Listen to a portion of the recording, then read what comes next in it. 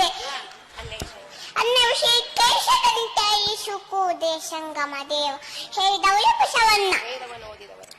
ವೇದವನ್ನು ಓದಿದವರು ದೊಡ್ಡವರಾಗುವುದಿಲ್ಲ, ಜನಯ ಜನಯ ವೇದನೆಯನ್ನು ಅರಿತವರು ದೊಡ್ಡವರು ಆಗುತ್ತಾರೆ.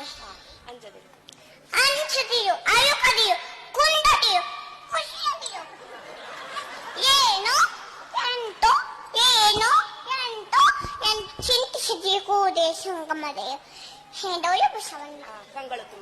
ಕಂಗಳು ತುಂಬಿದ ಬೈಕ ನೋಡಲಿಲ್ಲ, ಕಿವಿಗಳು ತುಂಬಿದ ಬೈಕ ಕೇಳಲಿಲ್ಲ, ಕೈಗಳು ತುಂಬಿದ ಬೈಕ ಪೂಜಿಸಲಿಲ್ಲ. ಮಹಾಂತ ಕೂದೆ ಸಂಗಮ ದೇವ ಹೇಳಿದವರು ಬಸವಣ್ಣ.